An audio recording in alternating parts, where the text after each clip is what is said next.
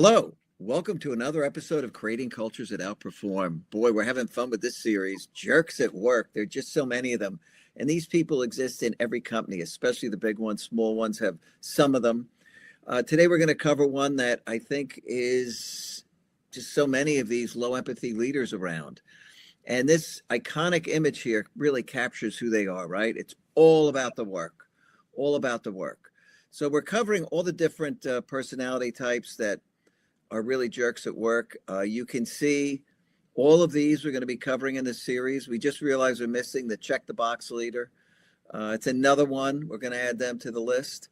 But this is a very good list. I think these are the key personality types that really cause trouble at work. And I think you'll enjoy the series. We're getting very good feedback on it. And so let's take a look at jerks at work. So here's a low empathy leader. Who are these people? These are leaders that focus on tasks, KPIs, and execution while missing all the emotional cues. For them, it is a real blind spot. They don't see the emotion. They don't really understand the change in the tone of the voices. It's a complete blind spot for these individuals. As you can see here, we've got an individual. People crave recognition. The teams are burning out. Bill Murphy just quit. And what's he thinking about? Metrics matter. So this is the classic leader who is low empathy. So Tara, how do you go about spotting these people?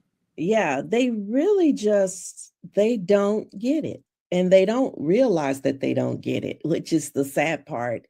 These leaders are really folks that are so focused and with their head down on task completion that they miss what people are feeling. And I think that's the biggest part of this. They totally don't see people as people. So they are incapable of having empathy, right? Because Yes. they don't even feel anything. Like they're kind of robotic in nature. They don't feel any kind of relationship pull. So they're not able to recognize those blind spots. They're not able to recognize the emotional shifts in a conversation because they're focused on something else. They're really not paying attention. They've got that fixation on the logic and things have to add up. They really are just missing all of the emotions that are happening in that conversation. They're missing the facial expressions. They're missing the body language. They're missing the actual conversations, even in that intro slide where, the guy is literally saying, "Hey, I'm really struggling." That takes a lot for a person to come to another person, especially their manager, and say, Yeah. "Hey, I'm struggling." For that person to not get it, for that manager to not see that It's an this amazing blind spot, right? really needs help. Yes, they Amazing really do need help. Yeah, and that's that emotional latency. They might just come over and say, "Oh, hey, remember last week you said you're really struggling? Tell me more about that." Just complete misses, right? Yeah, Um, they don't want to recognize great success. They don't understand the value of really getting people motivated, inspired, feeling good, having deep relationships. So it is just a complete blind spot. And so I think they're relatively easy to spot. And if you work for them, you'll know very quickly that you're working with one of these people. So what do you do when you're working with one of these people? Um, I think you want to really stick to facts. And here we see this unemotional leader, A, working with his boss. So we have this slide broken out. If it's your subordinate, here's what you do. You could see also if it's peer, what you do. And if for superiors, what you have to do. So if you're subordinate, you want to really try to play into what their strength is, which is the numbers. Build as good a relationship as you possibly can with them. If there are problems, get to them early. Don't create any extra sense of alarm for them at all. Look for clarity. Don't try to get them to be providing comfort for you because they're just not going to do it. They're not soothing people. And, protect your energy. Make sure that their boundaries around urgency and time, put them in place as best you can with them because they're going to focus on the process, the task, and the numbers. That's it. There's three things that drive these people. yeah. You want to be that peer that can actually support your team. So in times where you've got a low empathy leader, I've been in this situation before, and it was just not fun. And so there was a group of us that would just get together and we would encourage each other and help each other out. We would pick up the slack for each other. If somebody had something going on, if they, had a sick child or needed to be out of office, then somebody else would just pick up their work for them. Yeah. And we just did that type of thing for each other because our manager was totally clueless. He really had no idea that people were struggling in a way where they really needed that kind of support. And I remember one time I had done that for a coworker. I'd run her test cases while she was out. And when she came back, she was so thankful. And she got me this little magnet that said, I've used up all my sick leave. Now I'm calling in dead. But it was just, something funny to hang up in the cube as a reminder. We're all there for each other. You have to be able to support and encourage each other. And, sometimes your manager doesn't get it, but as a teammate, you can be that person that kind of picks up the slack. And usually the team will know when people are stressed out. They catch that stress signal first. They really do. And as a good leader, you want to pay attention. If you're not recognizing it yourself, at least pay attention to the people that do. So usually you'll have somebody that will speak up and say something about, hey, the team is burnt out. They're not being recognized. They don't have that sense of belonging. They don't feel like anybody cares about what they're doing. Usually somebody will speak up and say something. Yeah. So be the kind of leader that even if you don't recognize it, pay attention to what people are saying to you, because the people that are on the team really do recognize it first.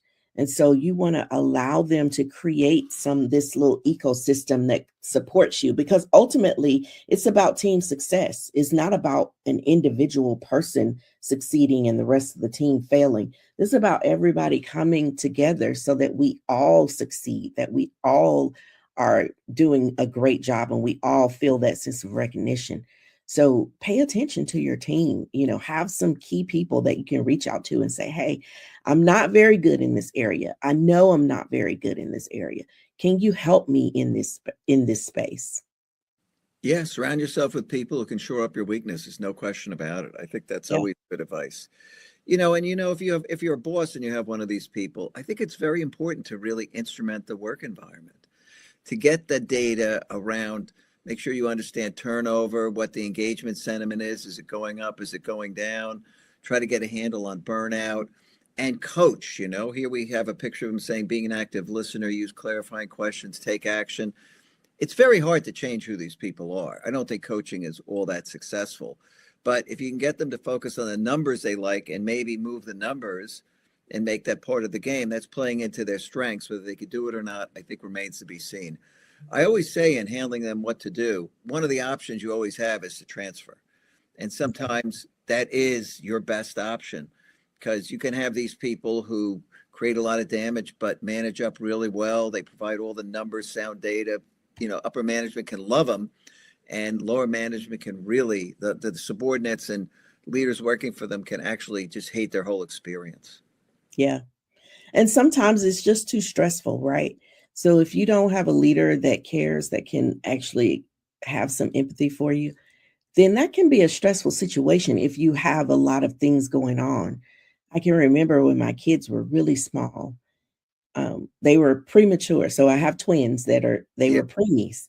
And so it was just stressful during that time, but I had the best manager. He was the greatest. Great. Yep. And my team just kind of surrounded me. They helped out, and there are so many fond memories I have of strolling my children in on the stroller. I would bring them back when we had to work late. I would just bring them into the office with me. Daycare was right by the office. And so I would pick them up and just bring them back to the office. And so everybody would be playing with them and having a good time, and we'd still be able to get everything done that we had to get done. But I had a great manager during that time. And it was just so stress relieving, right? When you're in a stressful situation, you've got young children. It makes such a difference in the morale when you have a leader that understands and not just say, I understand, but actually follow through with the action. And trust you and knows that you're going to get the job done and totally trust you. Look, I trust you. Great. I've got your back. Do what you need to do. If you need to, take off and do some work at home, go ahead, do it. No problem. Yeah. I worked at home back in the 90s, back before, people were really working from home. I Yeah. was working from home then because I Well, had this you did lucky you just didn't have the low empathy leader because right, ever right. that would have I never had great happened. leaders during that time. Yeah. And so let's talk about what not to do with these people. You know, look, you don't want to escalate emotionally. So if you're the subordinate, um, and look at this picture, right? I can't believe they promoted him. This is often the outcome because they are very good at managing, the numbers and presenting a Mhm. really good picture of what they're doing. And so for superiors, don't reward output alone. I think that really, really matters. And don't promote to create a greater span of control because, man, you're just going to expand the level of harm totally. I think this picture just captures the whole thing you don't want to do as the boss. Yeah, I think so too. And then as a peer, it's easy to talk behind their back. Yeah. It's so Yeah. easy to lean into that, but it really does not have a solution in mind. So Yeah. just basically talking about things and you're not really coming to a solution. You really do want to focus on being solution oriented because just talking about it over and over just makes you madder. At least that's what I found. I Yeah. get madder about the situation when I just keep talking about it versus shifting my focus on how can I help? How can I help the team? How can I keep people from getting burned out? What are some of the things I can do? And you don't want to really create that shadow HR, No, you where can't. you're Huge trouble. yeah, For where area, right? You you're can help kinda, like, ways. becoming that therapy person for everybody, and it can burn you out, so you wanna make sure that if there's something really going on that HR needs to be involved in, you wanna make them aware. It's not wrong to do that, but you can't just become HR for your team.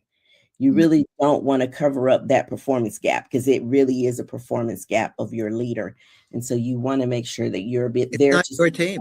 It's not your Right. team. I mean, and if you're a peer, you certainly don't want to burn bridges with that individual. You got to work with them. You're going to destroy two teams Yeah, in the that's right. process, right? Yeah, absolutely. And I did start off on the subordinate one and then quickly jump down to superiors. But look, you can't expect empathy. It's just not going to happen. Um, you're going to have to really, bring the numbers into them. Don't hint at stuff. Be direct. These people like the numbers. They like the facts. Don't mince words. Really work with them in the manner they like to be worked with as best you can. That's what your success strategy is going to be. So don't try, you know, don't try dealing with them like they're going to suddenly become this big emotional person that's going to help you. It's not going to happen. Yeah, yeah, very true. Yeah. And so let's talk about some of the damage here, Tara. What do you see? Yeah. So, safety, psychological safety is something that people must have. It's a foundational just core of the culture piece that you must have. And so when you have low empathy leaders, they start to not feel safe, and that erosion will stop people from speaking up. They will not say a word and they will let things just come crashing down around you as a leader. So you want to make sure that people are safe, that they feel like they can share, that they can open up and talk, that, there's a whole, and we did a lot of episodes on this about that discretionary effort that people have. So people can bring more to the table if they feel like it matters and people care. But if they start to feel like nobody cares about me, so why should I care about this? They really are just going to do the bare minimums. And you can go back and look at some of those episodes that we've done and where we talk Yeah. in detail about this. But you'll start to see people just barely getting by. Compliance replaces Yeah. initiative. It's like just I'm going to do the minimum so that I can get out the door. I'm going to do 8 hours, no more, no less. Like they're constantly looking at the clock. They're not focused on how can I be innovative? How can I think outside of the box? They're just thinking whatever they want me to do, I'm going to do that and nothing else. And so you see a lot of people burn out when they're like this. That stress is not managed. They're looking for an exit They're quickly. heading for the door. They Yep. are running for the Not door. going to take And too long. when you start to see people leave a team, because remember, people don't leave companies, they leave leaders, Yeah. they leave the people. And so once you start seeing people leaving, and that's true for the most part. Like every leave is not about leaving a leader. But when you Yeah. start seeing leaves like this, where it's just a mass exodus, they are leaving a In one leader. area. In one Yeah. area. In one Because area, you sometimes can people are be all leaving the guaranteed. company, right? Yeah, you can be guaranteed this is about a person.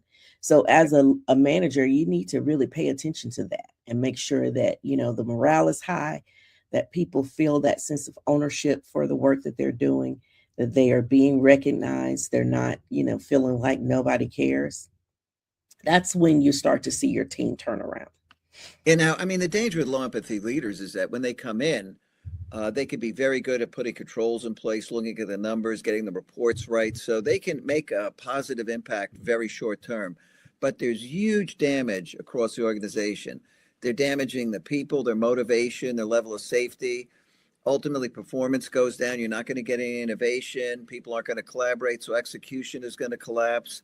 You're not going to see people taking any risk. You're going to get much less collaboration. Ultimately, it's going to propagate itself down to the customer, depending on the function or the area. And systemically, you're going to end up with a very low performing culture. So although short term, they can come in and organize stuff, get the numbers right, and make a positive impact, long term, they're going to have real damage across a whole bunch of different areas. And they're ultimately highly damaging leaders. You're living in a world where people need to know the company cares about them. They got to have a sense of belonging. That's the only way to really win. Yes. So, in the end, these folks, their heart's in the right place. They want the team to win. They just don't realize it's human, and they're never going to see it. And that's the problem. So we're moving on next week to the bully, because intimidation is their only style. And I think this is a good episode. I don't know if you've worked with bullies. I certainly Oh, have. yeah. Oh, yeah. This is good. They're real. Every company has them. And so hope you're enjoying this series on Jerks at Work. We've got a lot of good episodes coming. We're here every Wednesday at 3 o'clock for another episode. We're moving on to the bully, and I hope you can join us for that. Have a good time.